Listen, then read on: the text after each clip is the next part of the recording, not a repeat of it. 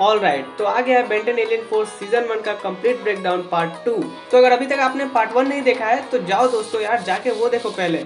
और अगर आप पार्ट 2 के लिए आए हो, जहां आज हम देखेंगे what are little girl made of से लेके x = बेन +2 तक, जानेंगे ग्रैंडमा वर्डोना से लेके सेरेना और वेलेकस तक, बेन के स्पाइडर मंकी बनने से लेके एलियन एक्स बनने तक। अरे बस कर भाई। तो अगर चैनल पर नए हो तो चैनल को सब्सक्राइब कर लीजिएगा, और अगर आपको मेरी वीडियो थोड़ी सी भी अच्छी लगती है तो वीडियो को लाइक जरूर से करके जाइएगा। तो चलिए स्टोरी शुरू करते हैं। स्टोरी शुरू होती है और बेन, केविन और ग्वेन एक तालाब पे आए हुए होते हैं। बेन ब्रेनस्टॉर्म बना होता है और केविन पत्थर को एब्जॉर्ब करके पानी में एक जंप लगाता है जिससे कि ब्रेनस्टॉर्म का शॉर्ट सर्किट हो सके। इस पर बेन उस पानी को हवा में ही सुखा देता है और केविन को एक शॉक देता है जिससे वो दूर जाके गिरता है।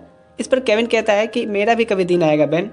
ठीक कहा ना ग्वेन। इधर हम देखते हैं ग्वेन उदास होकर बैठी होती है। बेन कहता है शायद ग्रैंडपा को मिस कर रही है। तभी ग्वेन कहती है ये ग्रैंडपा का फेवरेट फिशिंग स्पॉट था, वो अक्सर मुझे यहाँ लाया करते थे जब मैं 5 साल की थी। फिर सब देखते हैं एक औरत पेड़ के पीछे अजीब सा फूल रख रही होती है। सब उसको आवाज देते हैं। जैसे ही वो वहाँ पहुँचते हैं वो अचानक से गायब हो जाती है। सब वहाँ देखते हैं तो वहाँ कुछ अजीब से फूल रखे हुए होते हैं और पेड़ पे लिखा था मैक्स प्लस वर्डोना। फिर ग्वेन उस फूल की मदद से उसको ढूंढने की कोशिश करती है पर वो ढूंढ नहीं पाती। फिर सब उस औरत को पकड़ने के लिए पेड़ से दूर कार में वेट करते हैं। तो ग्वेन कहती है गाइस मैं वॉशरूम होके आई, पीछे एक पेट्रोल पंप मैंने देखा था, थोड़ा टाइम लग सकता है। ये बोल के ग्वेन चली जाती है। इधर वो औरत आती है तो बेन उससे पूछता है कौन हो तुम और तुम मैक्स टेनिसन को कैसे जानती हो। इस पर वो शैतान बच्चे बोल के दोनों को पीछे ढकेल देती है और जाने लगती है। बेन जेट्रे बन के उसका पीछा करता है और केविन भी पीछे से आता है और कहता है पकड़ लिया। फिर वो केविन और बेन को अपनी पावर से पटक देती है और कहती है तुम जैसे शैतान बच्चे मेरे रास्ते में ना आओ तो ही अच्छा है। इतना बोल के वो उन पे वार करने ही वाली होती है कि ग्वेन उनके आगे एक एनर्जी फील्ड क्रिएट कर देती है। कहती है मैं थोड़ी देर के लिए क्या गई, तुम दोनों मुसीबत में पड़ गए। वो औरत कहती है जरा फिर से करना। ग्वेन कहती है शौक से। तभी वो उस पे वार करती है पर वो औरत ग्वेन के वार को आसानी से साइड कर देती है। ग्वेन कहती है आप होती कौन है मेरे ग्रैंडपा की जगह को अपने फूलों से खराब करने वाली। इस पर वो औरत कहती है क्या मैक्स तुम्हारे ग्रैंडपा है? ओ डियर मैं वर्डोना हूँ, हम जल्द ही मिलेंगे। इतना बोल के वो चली जाती है। बेन कहता है लगता है ये हमारी ग्रैंड मदर थी। इधर ग्वेन घर आके अपने डैड से अपने पावर्स के बारे में बताती है। तो ग्वेन के डैड कहते हैं पर जब तुम हुई थी हमें लगा था तुम नॉर्मल हो। इस पर ग्वेन कहती है इसका मतलब जादू हमारे खानदान में है। इस पर उसके डैड बोलते हैं कि जादू वादू कुछ नहीं होता बेटा, तुम्हारी ग्रैंड माँ एक एलियन है। ग्वेन अब कंफ्यूज हो रही थी। तभी वो कहती है छिपकर सुनने की कोई जरूरत नहीं है गाइस, अंदर आ जाओ। केविन और बेन अंदर आते हैं। केविन को देखकर ग्वेन के डैड पूछते हैं ये कौन है तुम्हारा बॉयफ्रेंड? इस पर केविन कहता है सवाल ही नहीं उठता सर, हम बस फ्रेंड्स हैं। इस पर ग्वेन कहती है डैड पहले आप ये बताइए आपकी मॉम जिनसे मैं आज पहली बार मिली वो मुझसे कुछ चाहती हैं पर क्या ये मैं नहीं जानती। इस पर ग्वेन के डैड कहते हैं क्यों ना उन्हीं से पूछ लेते हैं, है ना मॉम। तभी ग्रैंडमा वर्डोना पीछे से निकल के बोलती हैं तुम हमेशा मेरी मौजूदगी भाप लेते हो बेटे, काश तुम्हारे पास भी मेरे जैसे पावर्स होते। फिर सब एक साथ बैठते हैं तो ग्रैंडमा वर्डोना बताती हैं कि वो एक एनाडाइट हैं जो कि आजाद रूहों की एक दुनिया एनाडेन से हैं। उनको मैक्स टेनिसन से प्यार हो गया था। उन्होंने बहुत से पल साथ बिताए पर जब तुम्हारे डैड बड़े हो गए और मैक्स प्लमर के साथ दुनिया बचाने निकल गए तो मैं भी अपने प्लेनेट चली गई। पर मैक्स की मौत की खबर मेरे प्लेनेट तक पहुंची तो मैं उन पुरानी यादों को फिर से जीने के लिए यहाँ पर आई।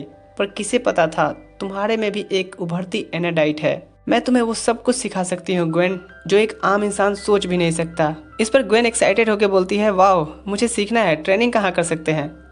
इस पर ग्रैंडमा वर्डोना कहती हैं मेरे प्लेनेट एनाडेन। तभी ग्वेन सैड होकर बोलती है अचानक से सब कुछ छोड़ के जाना एक बहुत बड़ा फैसला है मेरे लिए। फिर वो मॉम डैड से पूछती है। उसके मॉम डैड कहते हैं कि बेटा ये अब तुम्हारे ऊपर है। तभी वो छत पे जा भागती है। बेन और केविन उसके पास आते हैं तो बेन कहता है कि अपनी पावर्स को जानना तो कूल लगता है ना, पर तुम्हें मिस करेंगे। इस पर ग्वेन कहती है सच में? बेन कहता है जब मैं अपनी पावर्स के लिए तुमसे सलाह मांग रहा था तो तुमने कहा था चॉइस तुम्हारी है। मैं भी यही कहूँगा ग्वेन, चॉइस तुम्हारी है। फिर ग्वेन केविन से पूछती है कि तुम क्या कहते हो केविन। इस पर केविन साफ मना करते हुए बोलता है तुमने जाने के बारे में सोच भी कैसे लिया, तुम्हारे हमारे साथ होना चाहिए, ये आइडिया ही बेकार है। तभी ग्वेन केविन को एक किस करके चली जाती है। फिर वो ग्रैंडमा वर्डोना को जाने से मना करती है। इस पर ग्रैंडमा वर्डोना कहती हैं ये हमारी दुनिया नहीं है डियर, रुको तुमको कुछ दिखाती हूँ। इतना बोल के वो इंसानी रूप छोड़ के अपने एनाडाइट फॉर्म में आ जाती हैं और कहती हैं शायद तुम इंसानी शरीर में ठीक से सोचने का फैसला नहीं ले पा रही हो, रुको मैं तुम्हारे शरीर को नष्ट करके तुम्हारे अंदर की एनाडाइट को बाहर लाती हूँ, इस पे तुम अच्छे से सोच पाओगी। तभी ग्वेन कहती है कि शरीर नष्ट करेंगे सच में? वर्डोना आगे बढ़ती हैं तो बेन और केविन उनके बीच में आके बोलते हैं कि ग्वेन इसके खिलाफ है ग्रैंडमा। फिर ग्रैंडमा वोडोना कहती हैं फिर फाइट के लिए उतारू हो गए, आ जाओ, पर ये आखिरी फाइट होगी। इतना बोल के वो सबको बाहर लेके आती हैं। एक एक करके वो उन्हें नहीं हरा पा रहे थे, पर सब मिलकर टीम की तरह काम करते हैं, जिससे वो ग्रैंडमा वोडोना को पकड़ लेते हैं। तभी केविन एक पत्थर उठा के पूछता है कि है मैं तुम्हारे ग्रैंडमा को पीटूं तो चलेगा। इस पर बेन कहता है कोई बात नहीं, हम उन्हें सुधारना ही तो चाहते हैं। इस पर ग्रैंडमा वोडोना अपने आसपास के मैना यानी लाइफ फॉर्म एनर्जी को निकालते हुए बोलती हैं कि मुझे ठीक करोगे बेन। इतना बोल के वो केविन के उसी पत्थर को उसके नीचे ही दबा देती हैं और बेन को उसी के स्पाइडर मंकी के नेट में बांध देती हैं। फिर ग्वेन से कहती हैं ज्यादा नखरा मत करो ग्वेन, बस तुरंत ही हो जाएगा। किसी दिन तुम भी नई बॉडी बनाना सीख जाओगी, तब इंसानी रूप ले लेना। इस पर ग्वेन गुस्से से कहती है प्लीज मेरी बात सुनिए, मैं आपके साथ नहीं आना चाहती। खास पावर्स का होना मुझे पसंद है, पर ये जिंदगी मुझे ज्यादा अच्छी लगती है। स्कूल जाना, स्पोर्ट्स में हिस्सा लेना और लड़कों से दोस्ती करना। आप भी तो ग्रैंडपा मैक्स से यही मिली थी। मुझे अपनी पावर से ज्यादा फैमिली और फ्रेंड्स पसंद हैं। इस पर ग्रैंडमा वोडोना बोलती हैं ओह डियर, तुमने तो मेरा दिल ही तोड़ दिया। इतना बोल के वो एक चुटकी में सबको ठीक करती हैं और कहती हैं तुम लोग के साथ बहुत मजा आया, खूब मस्ती करना, मैं बीच बीच में आके देखूंगी सब कैसा चल रहा है। ये बोल के वो एक लाइट की तरह चली जाती हैं और अपने पीछे वो एनर्जी फूल छोड़ जाती हैं, जिससे सब उस फूल को उसकी जगह पहुंचाते हैं। तो दोस्तों ये एपिसोड यहीं पे खत्म। स्टोरी शुरू होती है, हम देखते हैं बेन की टीम को जो एक जाइंट रोबोट से लड़ रहे होते हैं। दरअसल यहाँ केविन और ग्वेन ही लड़ रहे थे। बेन को हीरो बनने में कुछ टाइम लग रहा था, तभी वो रोबोट केविन की कमर से पकड़ के उसे दबा रहा होता है। इस पर ग्वेन उसका हाथ काट देती है, जिससे केविन गाउंटलेट सहित नीचे गिर जाता है। फिर वो रोबो वार करने वाला ही होता है कि बेन कहता है पता है इसके लिए कौन परफेक्ट रहेगा, ये बोल के बनता है गूप। फिर वो उस रोबो के अंदर घुस के खुद को ब्लास्ट कर देता है, जिससे वो रोबोट के चिथड़े उड़ जाते हैं और बेन के भी। फिर गूप खुद को रीअटैच कर लेता है और रोबोट हैंड को केविन अपने गाड़ी में रख देता है। सीन शिफ्ट होता है, सभी मिस्टर स्मूदी के पास होते हैं और बेन सबके लिए मिस्टर स्मूदी के ऑरेंज जूस लेके आता है। तभी बेन के स्कूल के दो लड़के जेटी और कैस बेन पे जूस गिरा देते हैं और हंसने लगते हैं। सब देख रहे होते हैं और केविन दोनों की तरफ धुलाई करने के लिए बढ़ता है तो बेन मना कर देता है। फिर बेन कहता है ठीक है तुम जीते, अच्छा जोक था। इस पर कैस बेन को धक्का देके बोलता है क्यों टेनिसन, हमसे बदला नहीं लोगे, जिससे कि वो ऑरेंज जूस उसके हाथ पे लग जाता है और फिर उसके टी शर्ट पर भी। इस पर सब लड़के और जेटी कैस पे हंसने लगते हैं। कैस कहता है तुम्हारी वजह से ये सब मुझ पे हंस रहे हैं। तो बेन कहता है छोड़ो भी अब बच्चों वाली हरकत कैश, अब हम बड़े हो गए हैं, अपने आसपास देखो, तुम वही लूजर वाली हरकत कर रहे हो।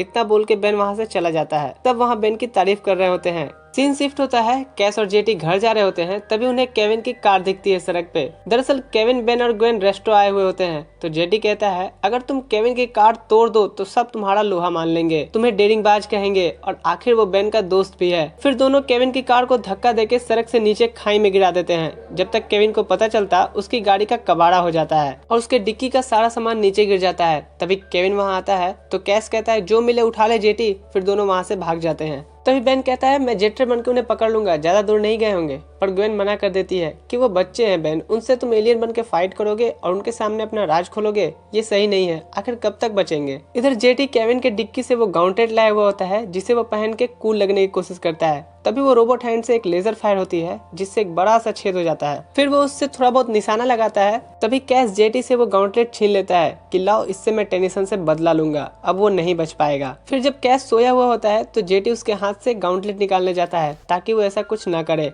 तभी वो कैस कहता है कहा था ना ये मेरा है। इधर केविन गैराज में अपनी कार ठीक करके कह रहा होता है कि उनकी हिम्मत कैसे हुई मेरी गाड़ी को खाई में गिराने की। तभी बेन वहाँ स्मूदी लेके आता है और पूछता है कोई मदद करूं? तो केविन कहता है मदद करना है तो चले जाओ यहाँ से। बेन वहाँ से चला जाता है तो ग्वेन कहती है माना कि तुम गाड़ी की वजह से परेशान हो, पर बेन पे क्यों गुस्सा हो, जाओ उसको बुला के लाओ। तभी वहाँ जेटी आता है और कहता है बेन कहाँ है, उसको सावधान करना है, कैस का दिमाग घुमा हुआ है। इस पर केविन कहता है कि वही ना जिसने मेरी गाड़ी तोड़ी थी और तुम भी तो उसके साथ थे ना। तो जेटी कहता है कि ये उसका प्लान था, पर अब वो बेन को ढूंढ रहा है। इस पर केविन कहता है कहाँ है वो? तो जेटी कहता है कि मैनिकन फैक्ट्री में। ग्वेन उसको मना करती है, पर वो उसको सबक सिखाने चला जाता है। फिर ग्वेन जेटी से पूछती है तुम कैस के दोस्त हो ना, तो तुम हमें ये सब क्यों बता रहे हो? इस पर जेटी कहता है मैं बस बेन को सावधान करने आया था। ग्वेन कहती है इसकी कोई जरूरत नहीं है। इधर केविन फैक्ट्री पहुंच के आवाज देता है छिपने की जरूरत नहीं है, तुम्हारे उस गद्दार दोस्त ने बता दिया है कि तुम यहाँ हो। इस पर हम कैस को देखते हैं जिसका एक हाथ रोबोटिक हो गया होता है। इस पर वो एक वॉल पे लेजर फायर करके बोलता है मेरी तुमसे कोई दुश्मनी नहीं है केविन। इस पर केविन भी वॉल को एब्जॉर्व करके उससे भिड़ जाता है कि पर मेरी तो है, अब होगी बराबर की टक्कर। पर कैश केविन पे भारी पड़ रहा होता है। उस रोबोटिक हैंड से उसने केविन के कवच के चिथड़े उड़ा दिए थे और उसने अच्छी खासी पिटाई की। फिर वो ये कह के चला जाता है कि मेरी दुश्मनी तुमसे नहीं है, बेन टेनिसन को बोल देना 3 बजे मिस्टर स्मूदी के पास पहुंच जाए। इधर बेन मिस्टर स्मूदी के पास जूस पी रहा होता है तो ग्वेन आके कहती है मैंने तुम्हें कहाँ कहाँ नहीं ढूंढा और आज तुमने कितने मिल्क शेक पिए। इस पर बेन कहता है गिना तो नहीं हूँ पर इतना कह सकता हूँ कि गाजर और बीट का कॉम्बिनेशन बिल्कुल बेकार होता है। फिर बेन जेटी की तरफ देखता है और पूछता है ये यहाँ क्या कर रहा है, तो ग्वेन बताती है कि तुम्हें सावधान करने आया है कैश से। और केविन को भी उसके पास गए 2 घंटे हो गए। फिर सबको जेटी उस जगह पे लेके जाता है। सब देखते हैं तो केविन की हालत खराब हुई पड़ी थी, इतनी खराब कि वो चल भी नहीं पा रहा था। फिर केविन बताता है कि कैश उस रोबोट की तरह लग रहा था बेन, जिससे हम कल लड़े थे। इस पर ग्वेन जेटी से पूछती है तुम हमसे कुछ छुपा तो नहीं रहे। इस पर जेटी कहता है कि हाँ, केविन के डिक्की से हम एक गाउंटलेट लेकर आए थे जिसको कैश पहन के ये सब हरकत कर रहा है। फिर केविन कहता है कि उसने तुम्हें 3 बजे चुनौती दी है दोस्त, मिस्टर स्मूदी के पास जाओ और मेरी फिक्र मत करना। फिर ग्वेन कहती है कि मैं भी आके तुम्हें ले जाती हूँ। फिर इधर सीन शिफ्ट होता है। कैश पूरी तरह से रोबोट की तरह दिख रहा होता है। बेन कहता है मुझे तुमसे नहीं लड़ना है कैश। इस पर वो कहता है अच्छा है, फिर ये फाइट जल्द ही खत्म हो जाएगी। इतना बोल के वो बेन पे एक लेजर बीम फायर करने जाता है। फिर जेटी उसे समझाते हुए बोलता है कि ऐसा मत करो कैश, हम तो बस थोड़ी मस्ती करने निकले थे, ना कि किसी को चोट पहुंचाने। इस पर कैश कहता है तुमने मुझे धोखा दिया। ये बोल के वो जेटी पे हमला कर देता है। तभी बेन क्रोमा स्टोन बन के कैश को दूर फेंक देता है। फिर कैश क्रोमा स्टोन को उठा उठा के पटकता है, घुमा घुमा के मारता है और लेजर बीम भी फायर करता है, पर बेन को कुछ नहीं होता। फिर बेन कहता है इससे कुछ नहीं होगा कैश, तुम मुझे नहीं हरा सकते, लड़ना बंद करो। फिर कैश कहता है कि मैं अपने आप को कंट्रोल नहीं कर पा रहा हूँ, ये मशीन लड़ना चाहती है। तभी जेटी आके कहता है तुम कंट्रोल कर सकते हो दोस्त, मैं जिस कैश को जानता हूँ वो एक लोहे के टुकड़े की गुलामी नहीं कर सकता, लड़ो इस मशीन से। फिर कैश अंदर से गुस्सा होके इस मशीन से लड़ता है और ठीक हो जाता है। तभी जेटी उस गॉन्टलेट को उठा के फेंक देता है। दोनों बेन ग्वेन को थैंक्स कह के चले जाते हैं। तभी ग्वेन कहती है मैं कुछ भूल रही हूँ शायद। तो बेन कहता है कि हाँ, उस गॉन्टलेट को हमें किसी सेफ जगह रखना होगा जिससे वो किसी के हाथ न लगे। तभी ग्वेन कहती है कि नहीं, कुछ और मैं भूल रही हूँ। तो दोस्तों ये एपिसोड यहाँ पे खत्म होता है। अगर आपने एपिसोड को पूरा देखा है तो आपको पता होगा कि ग्वेन यहाँ पे क्या भूल रही है। अगर आपको पता है तो नीचे कमेंट करके बताइएगा। बेन 10 एलियन फोर्स का सबसे मिस्टीरियस एपिसोड की आज हम करेंगे स्टोरी ब्रेकडाउन। स्टोरी शुरू होती है और हमें 50 साल पहले का एक एक्सपेरिमेंट दिखाया जाता है जो कि एक प्रोफेसर और उसके असिस्टेंट कुछ मिलिट्री वालों के साथ मिलकर कर रहे होते हैं, जिससे कि वो टाइम के पास्ट और फ्यूचर इवेंट्स को देख पाए। तभी उनका असिस्टेंट कहता है कि हमें तो कुछ नहीं होगा ना डॉक्टर। इस पर प्रोफेसर कहते हैं कि यकीन से तो नहीं कह सकता ह्यूगो, पर हमारी क्रोनोमैग्नेटिक फील्ड को हमारी हिफाजत तो करनी ही चाहिए। पर एक्सपेरिमेंट में कुछ खराबी आने के कारण प्रोफेसर उस पोर्टल में खींचे चले जाते हैं। सीन शिफ्ट होता है। बेन, केविन और ग्वेन को खबर मिलती है कि लैस सोलेदाद में कुछ अजीबोगरीब आवाजें आ रही हैं और किसी जानवर के होने की अफवाह है। फिर वो सब उसी मिलिट्री बेस पे पहुंचते हैं तो वहाँ कुछ अजीबोगरीब निशान मिलते हैं। बेन देखता है कि उस निशान में से एक उसे गिरगिट की हड्डियां मिलती हैं। केविन पूछता है कि किसी नए तरह का जादू है क्या। इस पर बेन कहता है कि ये निशान पुलिस स्टेशन से होके पीसीओ की तरफ जाते हैं और फिर उस मकानों में। बेन कहता है कि इसमें डीएन एलियंस की हाथ हो सकती है। इस पर ग्वेन उस अजीब से जीव को दिखा के बोलती है कि नहीं बेन, वो क्या तुम्हें डीएन एलियंस जैसा दिख रहा है। सभी उससे लड़ने के लिए रेडी हो जाते हैं। बेन क्रोमा स्टोन बन पर वो जीव उन सब पे बिल्डिंग गिरा के भाग जाता है। बेन कहता है कि हमें रिसर्च करनी होगी कि ये चीज क्या है, हमें बस इतना पता है कि ये इस बेस पे कुछ ढूंढ रहा है। फिर ग्वेन, केविन और बेन पुरानी लाइब्रेरी में जाते हैं जहाँ पे उन्हें उसी एक्सपेरिमेंट के बारे में पता चलता है। उन्हें पैराडॉक्स थ्योरी मिलती है जो कि उसी क्रोनोमैग्नेटिक फील्ड वाली एक्सपेरिमेंट होती है जिसमें उस प्रोफेसर का भी जिक्र रहता है। फिर सब उस एक्सपेरिमेंट वाली जगह पे पहुंचते हैं तो देखते हैं कि यहाँ का हाल बेहाल पड़ा था। फिर सबकी नज़र उस अजीब से निशान पे पड़ती है जो कि वन वे होती है। इस पर बेन कहता है कि वो चीज़ यहाँ पे आई है, तो ग्वेन कहती है कि या फिर यहीं से होके निकली है। तभी कुछ आवाज़ आती है खिड़की पे। बेन स्वाम फायर बन के देखने जाता है तो ये वो वही प्रोफेसर होते हैं और कहते हैं स्वाम फायर, पुराने दिन याद आ गए या मैं फिर फ्यूचर की बात कर रहा हूँ, बताना जरा मुश्किल है ना बेन। इस पर बेन कहता है कि आपको मेरा नाम कैसे पता चला। तभी केविन कहता है कि ये तो वही पैराडॉक्स वाले हैं। इस पर ग्वेन कहती है कि आपका चेहरा 50 साल बाद भी नहीं बदला। इस पर वो कहते हैं कि शायद उससे भी ज़्यादा हो गए।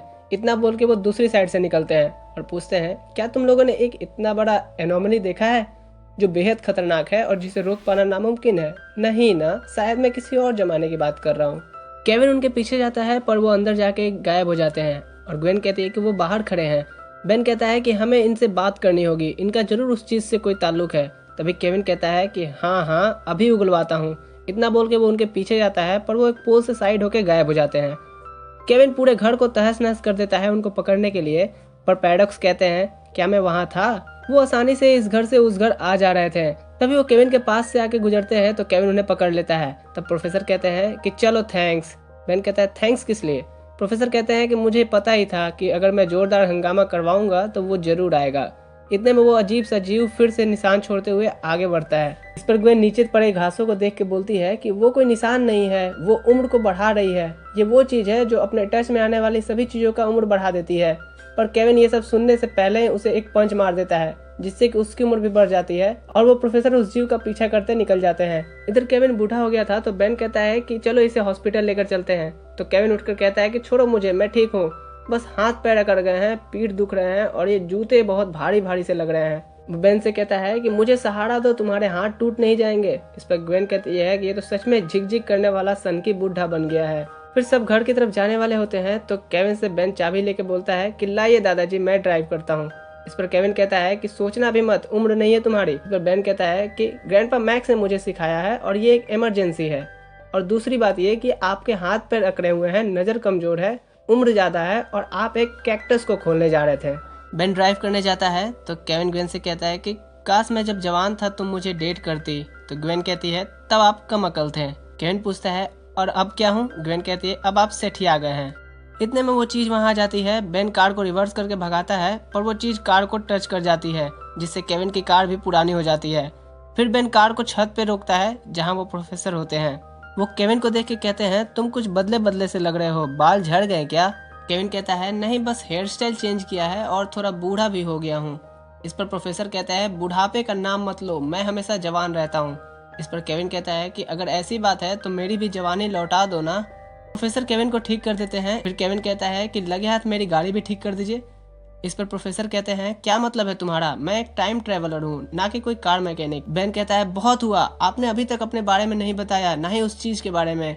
इस पर प्रोफेसर कहते हैं पर बेन टेनिसन नहीं बदलेगा, अभी ही नहीं आने वाले फ्यूचर में भी। ग्वेन उनका नाम रखती है पैराडॉक्स, जो कि उन्हें काफी पसंद आता है। फिर वो कहते हैं ठीक है, मैं अपनी कहानी तुम्हें सुनाता हूँ। वो लैस 16 दास वाली क्रोनो इलेक्ट्रिक फील्ड मैंने ही क्वार्ट्ज की मदद से बनाई थी, जिससे कि हम पास्ट और फ्यूचर का इवेंट देख सकते थे। पर शायद मेरी थोड़ी सी गलती की वजह से वो एक्सपेरिमेंट घबरा गया और मैं उस इवेंट होराइजन में खींचा चला गया। मैंने लगभग हजारों साल घड़ियों और समयों के बीच बिताए थे, ना भूख लगी ना ही नींद। पहले तो मैं गुस्से से पागल हो गया था, फिर मैं सचमुच का पागल बन गया, एक पागल साइंटिस्ट। फिर मैंने पढ़ना शुरू किया और अब मैं स्पेस टाइम के बारे में सब कुछ जानता हूँ, जिससे मैं जब चाहूँ जहाँ चाहूँ आ जा सकता हूँ बिना रोक टोक के। इस पर केविन पूछता है कि पर आपकी टाइम मशीन कहाँ है? इस पे बेन कहता है कि इनके पास कोई टाइम मशीन नहीं है, इनके दिमाग में एक मैप है। पैराडॉक्स कहता है सही फरमाया, मुझे वो सभी शॉर्टकट्स पता है जो स्पेस और टाइम के बीच होते हैं, जिससे मैं कहीं भी कभी भी निकल सकता हूँ। बेन पैराडॉक्स से कहते हैं कि आपने दर्जनों बार दुनिया को बचाई होगी। पैराडॉक्स कहते हैं कि हजारों बार। बेन कहता है तो फिर ये वाला इतना खतरनाक क्यों है? पैराडॉक्स बताते हैं कि ये एक एक्स्ट्रा डायमेंशनल जीव है जो तुम्हारी रियलिटी में शायद तब आया होगा जब मेरा एक्सपेरिमेंट घबरा गया। तो ग्वेन कहती है कि पर ये तो 50 सालों से यहाँ पे नहीं था, वरना हमें पता जरूर चलता। पैराडॉक्स बताते हैं कि ये जीव उस टाइमलाइन से 50 साल आगे आके तुम सबके सामने आ गया है। फिर ग्वेन पूछती है कि ये तो बस एक मिलिट्री बेस तबाह कर रहा है, तो क्यों ना इसे हम अकेला छोड़ दे? पैराडॉक्स कहते हैं कि ये सवाल तुम उस आदमी से पूछो जो चांद पर है।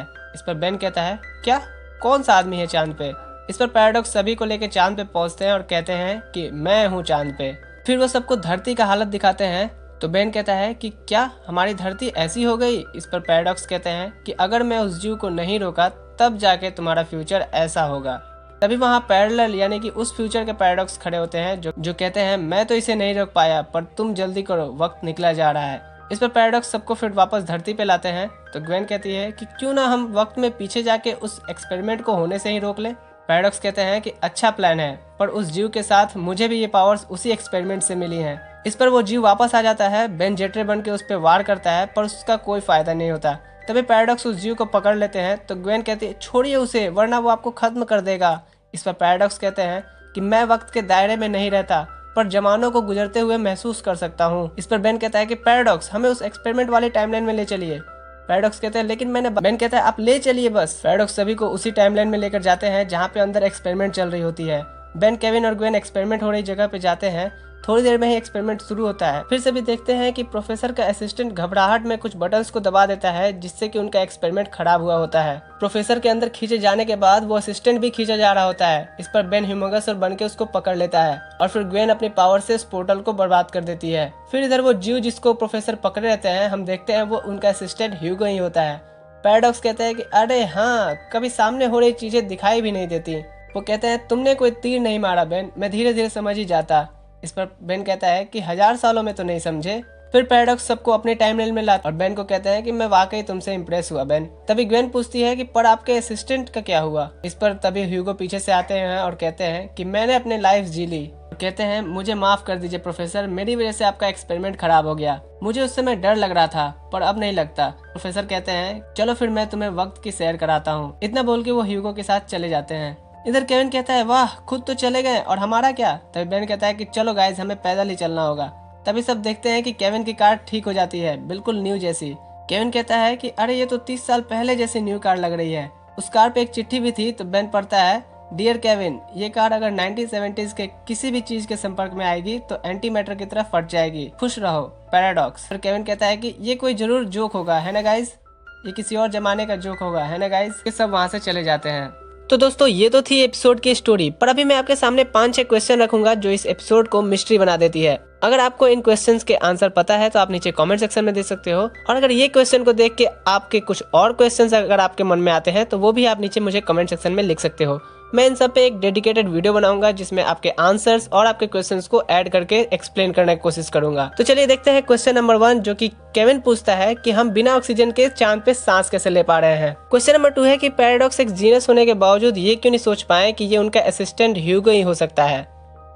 क्वेश्चन नंबर 3 कि ह्यूगो पैराडॉक्स की तरह क्यों नहीं बना, जबकि दोनों उस इवेंट होराइजन में खींचे चले गए थे, जबकि पैराडॉक्स एक जीनियस बन के लौटे और ह्यूगो एक स्पेस टाइम एनोमनी की तरह। अगला क्वेश्चन है कि जब सब उस टाइमलाइन में पहुंचते हैं जहां पे बेन ह्यूमंगस और बन के ह्यूगो को बचाता है, और वहीं पे पैराडॉक्स जिसको पकड़े होते हैं वहां पे भी एक ह्यूगो होता है, तो क्या उस टाइमलाइन में 2 ह्यूगो हैं।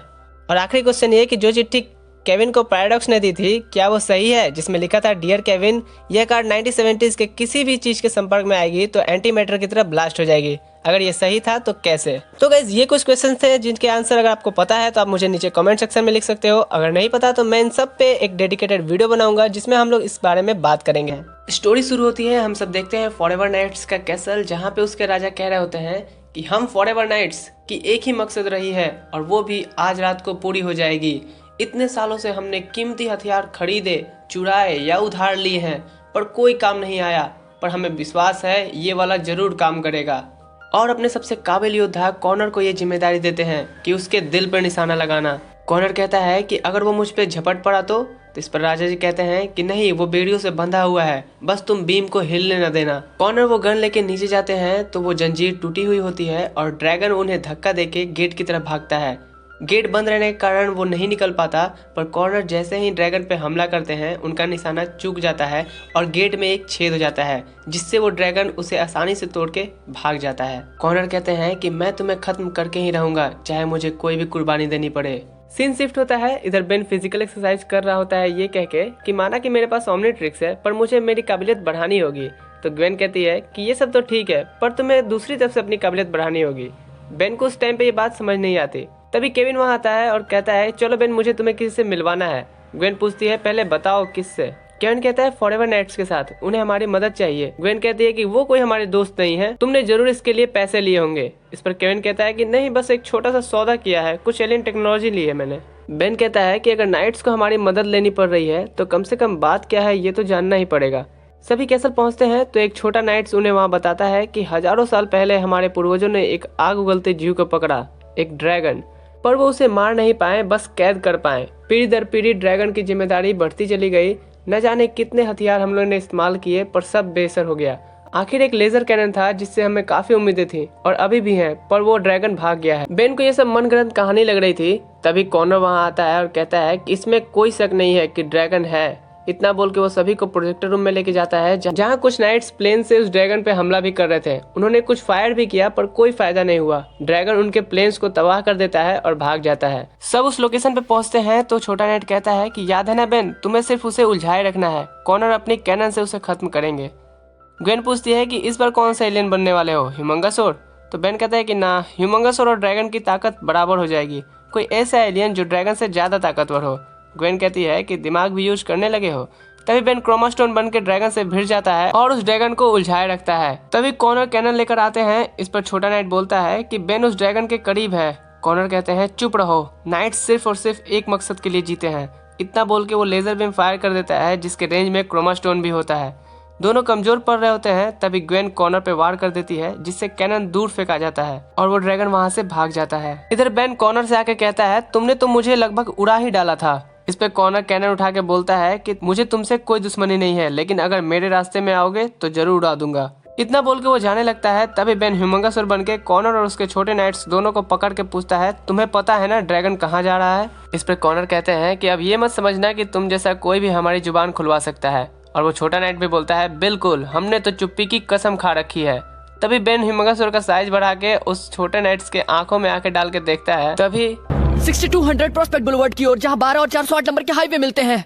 फिर बेन कहता है बाकी मैं पता लगा लूंगा। बेन कहता है कि जब मैं ड्रैगन से फाइट कर रहा था ऐसा लग रहा था जैसे वो मुझसे कुछ कह रहा हो, उसके दहाड़ने का एक पैटर्न था। केविन कहता है कि चलो मान लिया वो तुमसे बात कर रहा है, पर वो क्या बोल रहा होगा? तभी बेन केविन की डिक्की से एक चीज निकाल के पूछता है कि ये मैंने ऐसी ही चीज ड्रैगन के गले पे देखी थी। केविन बताता है कि ये एक यूनिवर्सल ट्रांसलेटर है जो किसी भी लैंग्वेज को फटाफट ट्रांसलेट कर देता है। इस पर बेन कहता है कि जरूर इसका वो डिवाइस खराब हो गया होगा, हमें उसके ट्रांसलेटर को इस ट्रांसलेटर से बदलना होगा जिससे कि हमें पता चल सके कि ये हो क्या रहा है। सभी ड्रैगन की लोकेशन पे पहुंचते हैं। बेन स्पाइडर मंकी बन के वो चीज को बदल देता है। तभी वो ड्रैगन कहता है कि मुझे अकेला छोड़ दो, अकेला छोड़ दो। बेन पूछता है कि तुम्हें यहाँ क्या चाहिए? ड्रैगन बताता है कि मैं अपना स्पेसशिप ढूंढ रहा हूँ जिसकी लोकेशन यहीं कहीं आसपास है। ग्वेन पूछती है कि आप एक एलियन है तो आप यहाँ पे क्या कर रहे थे? ड्रैगन कहता है कि जैसे ही मैं इस प्लेनेट पे उतरा वो नाइट्स मुझे पकड़ के काल कोठरी में डाल दिए जहाँ पे मैं हजारों साल तक पड़ा रहा। मैं तारों से जुड़ी मैप बना रहा था।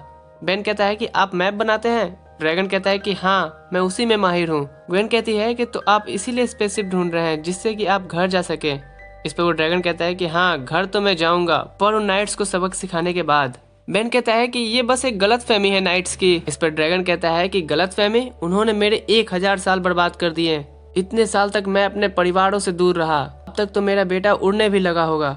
तभी वहाँ कॉनर और बाकी के नाइट्स आ जाते हैं। तो बेन ग्वेन और केविन से कहता है कि जाके उन्हें समझाओ कि वो एक दूसरे ग्रह का जीव है और बस अपने घर जाना चाहता है। मैं ड्रैगन को समझाता हूँ। इधर ग्वेन फॉरएवर नाइट्स को पूरी कहानी सुनाती है पर उनके पल्ले कुछ नहीं पड़ता। कॉनर कहते हैं कि हमारी पीढ़ियों ने ड्रैगन को मारने की कसम खाई थी और हमने भी, और हम इसे पूरी करके ही रहेंगे। इधर ड्रैगन को भी उसका स्पेसशिप मिल जाता है और वो ड्रैगन उनमें से कुछ हथियारों को लोड करने लगता है। इस पर बेन कहता है कि इसकी जरूरत नहीं है। इस पर वो ड्रैगन कहता है कि मुझे भी लगा था पर मैं कितना नादान था। वो वेपन को लोड करके बोलता है कि मेरे रास्ते में मत आना, इसी में तुम्हारी भलाई है। इधर केविन और ग्वेन फॉरएवर नाइट्स को रोकने की कोशिश करते हैं पर वो उन्हें संभाल नहीं पाते। इधर बेन ड्रैगन से कहता है कि मैं चाहूँ तो कोई भी एलियन बन के आपको रोक सकता हूँ पर मैं ऐसा नहीं करूंगा क्योंकि आप एक मॉन्स्टर नहीं है, आप एक मैप मेकर हैं जो बस अपने घर जाना चाहता है। सभी नाइट्स अंदर जा रहे होते हैं। तभी ड्रैगन अपनी स्पेसशिप लेके आगे बढ़ता है। कॉनर उस पे फायर करते हैं पर वो थोड़ी देर में ही आसमानों में गायब हो जाता है। कॉनर अपनी गन को जमीन पे रख देते हैं और चले जाते हैं। ग्वेन पूछती है कि तुमने ड्रैगन को मनाया कैसे? इस पर बेन कहता है कि मैंने अपनी खोपड़ी इस्तेमाल की। इधर कॉनर कैसल में आके अपने राजा को पूरी कहानी कहता है। बेन केविन ग्वेन की तस्वीर दिखा के कि मैं नाकामयाब हो गया। इस पर उसके राजा कहते हैं कि ये तो अच्छी बात है, इससे हमें पता चल गया है कि उन सितारों में कहीं उन ड्रैगन्स की पूरी प्लेनेट है, इसलिए अब हमें और ज्यादा सतर्क रहना होगा। वो कभी भी हम पे हमला कर सकते हैं और हमें उनसे भी ज्यादा सतर्क रहना होगा जो लोग ड्रैगन्स की मदद करते हैं। चलिए शुरू करते। स्टोरी शुरू होती है। हम देखते हैं कि एक आदमी किसी से बच के भाग रहा होता है। आगे जाके वो अपना मास्क हटाता है तो वो एक डीएन एलियन होता है। तभी कुछ दूर जाने पे उसका पैर स्लिप होता है जिससे कि उसका गन हाथ से छूट के दूर चला जाता है, पर फिर भी वो भागते रहता है। आगे जाने पे वो घिर जाता है। फिर उसे पकड़ के एक ट्रक के अंदर रख के पोर्टल में डाल देते हैं दो एलियंस, हेलेन और मैनी। मैनी कहता है एक और को पकड़ के डाल दिया।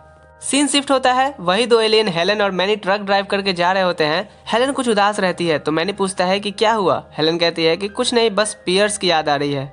इस पर मैनी कहता है कि हाँ मुझे भी। इस पर हेलेन कहती है कि झूठ, सरासर झूठ, तुम बस मेरे भाई से जलते रहते थे, उससे बहस करते रहते थे कि नहीं मेरा प्लान अच्छा है, इस तरह से करो।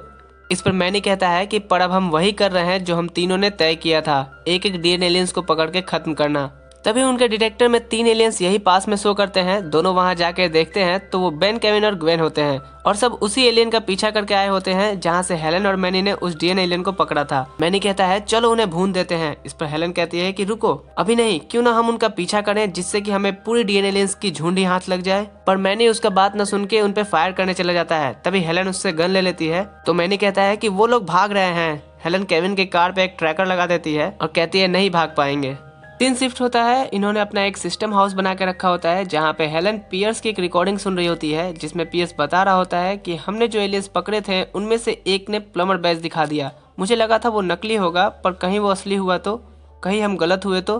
तभी रिकॉर्डिंग में से पीछे से मैनी और हेलन आके झगड़ा करने लगते हैं तो पियर्स कहता है कब तक मैं तुम लोगों के झगड़े सुलझाता रहूंगा। रिकॉर्डिंग खत्म होती है तो मैनी हेलन को वो थर्मो स्कैन करके तीनों के फेस दिखाता है। हेलन कहती है कि ये तो एलियंस नहीं है, ये तो इंसान लगते हैं। मैनी कहता है कि जरूर सबने मास्क पहना होगा। हेलन कहती है कि पियर्स जब था तो हम सब बहुत संभल संभल के चलते थे। इस पर मैनी कहता है कि हम भी करेंगे, कल इनके सिग्नल का पीछा करेंगे और मौका मिलते ही इन्हें पकड़ लेंगे। अगले दिन दोनों केविन की कार का पीछा कर रहे होते हैं और हेलन टेक्नोलॉजी की मदद से सुनने की कोशिश कर रही होती है कि वो लोग क्या बात कर रहे हैं। तभी हेलन कहती है कि कुछ साफ पता नहीं चल रहा, कुछ बहस कर रहे हैं, कहीं इन्हें पता तो नहीं चल गया कि हम पीछा कर रहे हैं इनका।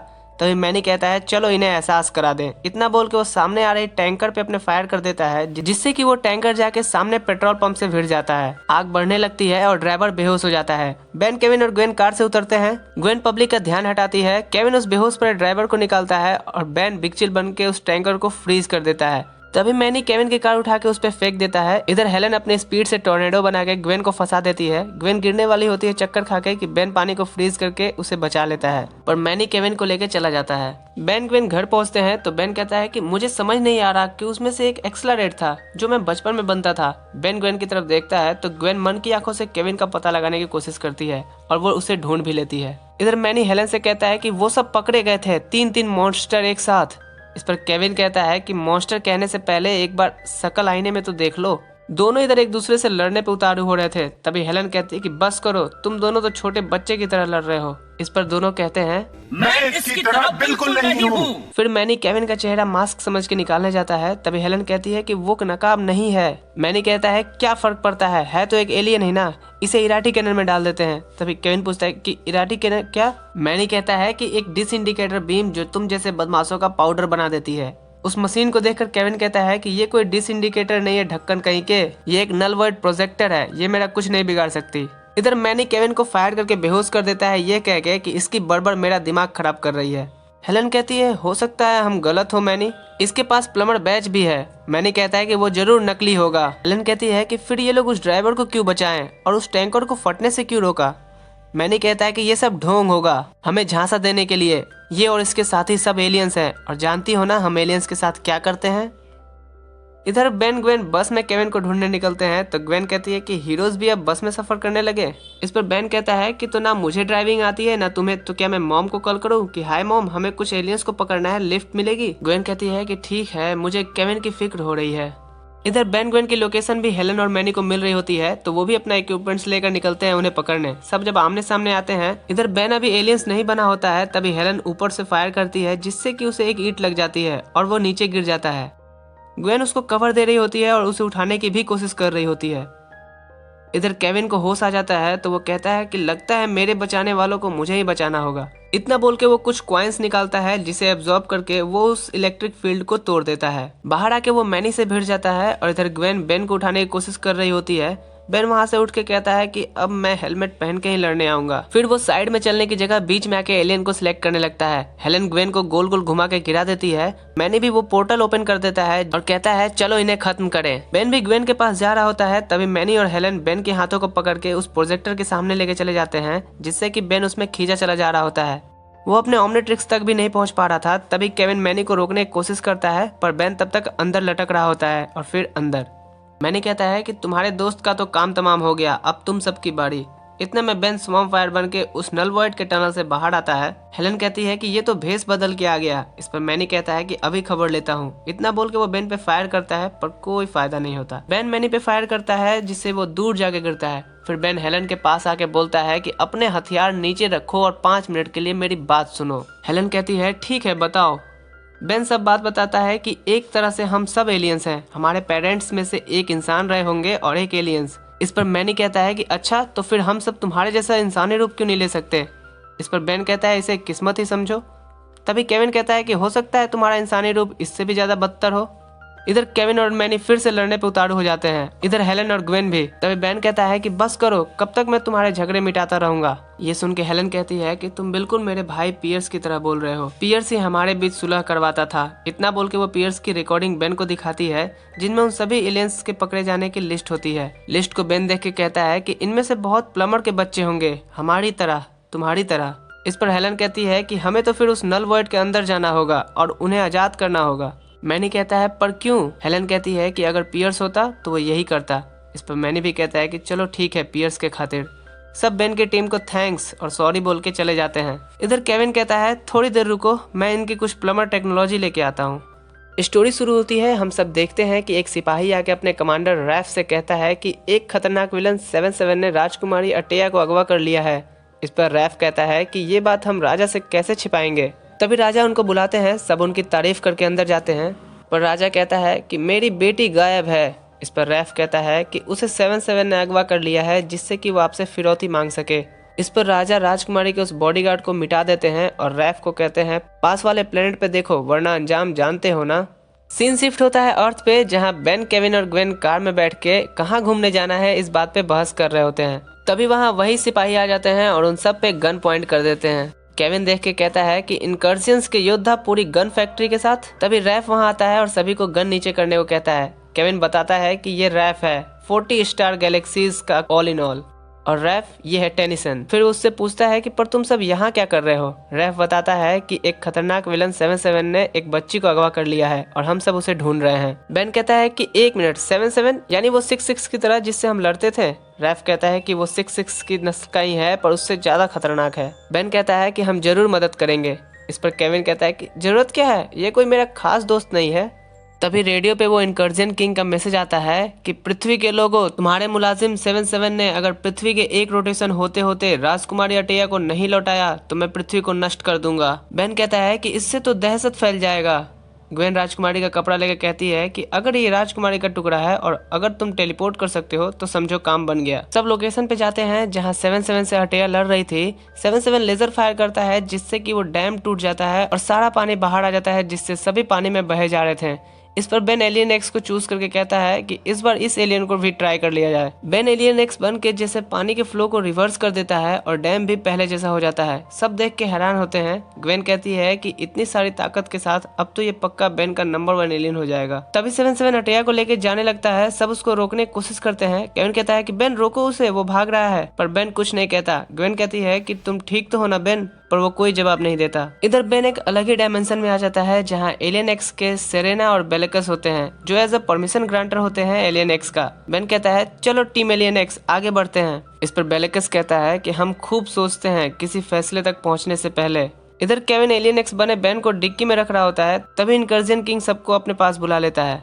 राजा कहता है पृथ्वी के साथ कनेक्शन बनाओ। फिर वो कहता है पृथ्वी के लोगों, तुम्हारे दिन भर गए। इतना बोल के वो बटन दबा देता है। ग्वेन कहती है नहीं। तभी राजा कहता है घबराओ मत, मेरी बेटी अभी भी पृथ्वी पे है, लेकिन कॉन्कस्ट रे तो फायर हो गया है, वो प्लेनेट स्क्रीन पर दिखाओ। केविन कहता है कि ये तो प्लूटो लगता है। किंग प्लूटो को नष्ट कर देता है और कहता है कि अर्थ के इससे भी छोटे छोटे टुकड़े होंगे अगर अटेया नहीं मिली तो। इधर बेन कहता है कि उसने प्लेनेट प्लूटो को तबाह कर दिया और वो हमारी पृथ्वी भी उड़ा देंगे, हमें किसी फैसले पर पहुंचना होगा। इतना बोल के वो ओमनिट्रिक्स यूज करना चाहता है पर नहीं कर पाता। बेलेकस कहता है कि जब तक वोटिंग से फैसला ना हो एलियन एक्स कुछ नहीं करते। इस पर बेन कहता है ठीक है, मैं दरख्वास्त करता हूँ कि मुझे ओमनिट्रिक्स यूज करने दिया जाए। बेलेकस सेरेना से पूछता है कि क्या इसकी मंजूरी है। सेरेना कुछ नहीं बोलती। बेलेकस कहता है दरख्वास्त रद्द की जाती है। सेरेना कहती है कि देखो, तुम्हारे ना होने पे एलियन एक्स हमेशा बहस में फंस जाते थे, पर अब जब हमें तुम जैसा एक मीडिएटर मिल गया है तो अब हम तुम्हें कैसे जाने दें, बोलो। इधर बेलेकस कहता है कि अब तुम कभी इंसानी रूप में नहीं जा सकते। इधर 77 का मैसेज आता है इनकर्जन किंग को। तो रैफ कहता है कि चलो अच्छा है, पर ये कुछ ज्यादा रकम नहीं मांग रहा। राजा कहता है कि अटेया हमारी शान है। ग्वेन कहती है चलो ठीक है, राजकुमारी जैसे ही घर लौटेगी हमारा काम खत्म। राजा कहता है रैफ से 77 जैसे यहाँ पहुंचेगा उसे खत्म करो, कैदियों को बंदी बनाओ, उसकी दुनिया तबाह करो, फिर मैं सबको बख्शूंगा। केविन ये सुनकर टायर को एब्जॉर्ब करके वो बम बटन लेके भागने लगता है। इधर बेन कहता है कि मैं दुनिया बचाने में वोटिंग चाहता हूँ, मेरी दरख्वास्त है कि हम इनकर्जन को करोड़ों लाइट ईयर्स दूर ले जाएं। दोनों बोलते हैं कि नहीं। बेन कहता है कि कॉन्क्वेस्ट रे को कारगर न रहने दे, तो दोनों फिर कहते हैं नहीं। बेन कहता है हमें कुछ तो करना ही होगा। इस पर दोनों कहते हैं कि वेल हमने कभी इस मुद्दे पे बात नहीं की। बेन परेशान होकर कहता है कि तुम दोनों पहले किसी फैसले पे पहुंचे भी हो। वैसे क्या आफत है। इधर केविन इनकर्जन सिपाही से बच के भाग रहा होता है। एक जगह आके वो घिर जाता है तो बेन को गोद में लेके भागने लगता है। तभी सामने से किंग और उसके सिपाही आ रहे होते हैं। केविन पीछे की तरफ भागता है तो उधर से 7-7 अटेया को लेके आ रहा होता है। अब यहाँ पे केविन और ग्वेन दोनों सरेंडर कर देते हैं। जैसे ही किंग अटेया के पास पहुंचते हैं तो 7-7 राजा को गन पॉइंट पे ले लेता है। अटेया कहती है कि मैंने इसे आपसे दुगनी रकम दे के अपनी तरफ कर लिया है, सिपाहियों मेरे पापा को पकड़ लो। ग्वेन कहती है चलो ठीक है, तानाशाह का राज खत्म हुआ, अब खतरा टल गया। इस पर अटेया रिमोट बटन लेकर कहती है कि यहाँ का रिवाज है कि एक नया बादशाह अपनी ताकत का जलवा दिखाता है, तुम्हारे प्लेनेट का फटना हमारे लिए आतिशबाजी जैसा होगा। केविन ग्वेन रोकने की कोशिश करते हैं पर वो नाकाम हो जाते हैं। अटेया कहती है कि तुम्हारे दुनिया को तबाह करके मैं तुम्हें जू के अनोखे नमूने बना के रखूंगी। इधर बेन सब देख रहा होता है। सेरेना और बेलेकस से कहता है कि तुम सब इतने निखट्टू कैसे हो सकते हो। इस पर बेलेकस कहता है निखट्टू। सेरेना कहती है कि हम यूनिवर्स के सबसे ताकतवर शख्स हैं, हम स्पेस और टाइम का भी रूप रंग बदल देते हैं। इस पर बेन झुंझलाकर कहता है कि तुम लोग तो कुछ नहीं करते, करोड़ों जिंदगियां दांव पे लगी है और तुम लोग तो ओ नियम तो नियम होता है। इस पर सेरेना रोने लगती है। बेलेकस कहता है कि तुमने इसे ठेस पहुंचाई है। ठीक है, मैं पृथ्वी को बचाने की अर्जी मानता हूँ। बेन कहता है कि नहीं, सिर्फ मुझे यहाँ से जाने दो, मेरे पास 9 एलियंस हैं जो ये काम बेहतर कर सकते हैं। सेरेना कहती है कि ये हमारी इंसल्ट है। इधर अटेया कहती है कि पृथ्वी के सेंटर पे निशाना लगाओ। तभी बेन जेल से स्वॉर्म फायर बन के निकलता है, ये कहते हुए कि अच्छे बच्चे तबाही का खेल नहीं खेलते।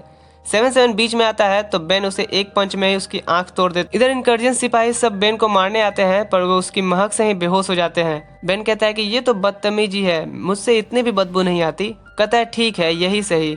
तभी वहाँ इनकर्जन राजा भी आ जाता है और वो अटेया से कहता है कि मुझे तुम पर नाज है, किसी दिन तुम मेरी गद्दी भी हथिया लोगी, इसे भी इसकी माँ के पास काल कोठरी में डाल दो। बेन केविन और ग्वेन को आजाद करता है। राजा कहता है कि चूंकि तुमने हमारी मदद करी इसलिए इनाम के तौर पे मैं तुम्हारी अर्थ को बख्शता हूँ, तुम अब जा सकते हो। फिर सब अर्थ पे वापस केविन की कार में पहुंचते हैं तो ग्वेन पूछती है कि बेन तुम्हें क्या हो गया था।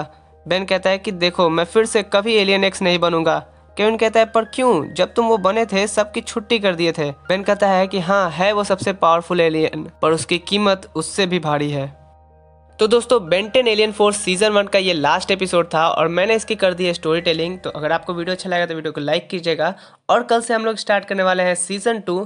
तो चैनल को अगर अभी तक आपने सब्सक्राइब नहीं किया तो सब्सक्राइब भी कर लीजिएगा। मिलते हैं अगले एपिसोड में, तब तक के लिए गुड बाय।